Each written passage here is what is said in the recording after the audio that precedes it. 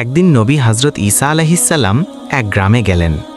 গ্রামের লোকেরা ওনার কাছে অভিযোগ করল, হে আল্লাহর নবী, এ গ্রামে এমন এক ধোপা আছে যে কাপড় চুরি করে ও বদলে ফেলে। তার আচরণে আমরা সবাই অতিষ্ঠ। সে আমাদের খুব কষ্ট দিচ্ছে। এখন সে কাপড় ধৌত করতে গেছে। আপনি তার জন্য বদদোয়া করুন যেন সে ওখানেই ধ্বংস হয়ে যায়। হজরত ঈসা আলাইহিসসালাম লোকদের আবেদন গ্রহণ করলেন এবং আল্লাহর কাছে ফরিয়াদ করলেন, হে আল্লাহ, ওই জালিমকে হেদায়ত দান করুন এবং তার জন্য যা উত্তম বিচার হয় তা করিও। এদিকে সন্ধ্যায় ধোপা সহি সালামতে ঘরে ফিরে আসলো।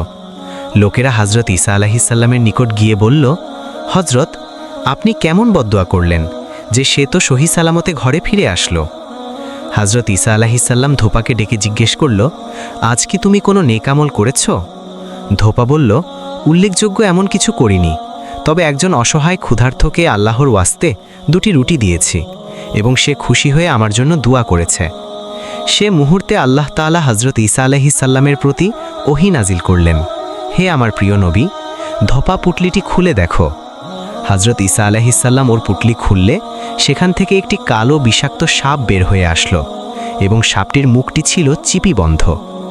হজরত ঈসা আলাইহিসসালাম সাপকে লক্ষ্য করে বললেন, হে ক্ষতিকর প্রাণী, আল্লাহ তাআলা তোমাকে এই ধোপাকে দংশন করার জন্যই প্রেরণ করেছিল।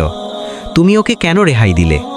সাপ আরজ করল, হে আল্লাহর নবী, আমি ওকে দংশন করতে চেয়েছিলাম, কিন্তু আল্লাহর ওয়াস্তে দানকৃত ওর 2টি রুটির বরকতে ফিরেশতাগণ আমার মুখে চিপি লাগিয়ে দিয়েছেন, যাতে আমি ওকে দংশন করতে না পারি।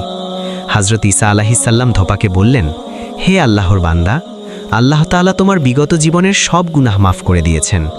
এখন থেকে যাবতীয় গুনাহ থেকে বিরত থেকো। আল্লাহ তাআলা তোমাকে সাদকার বরকতে রক্ষা করেছেন। সুবহানাল্লাহ।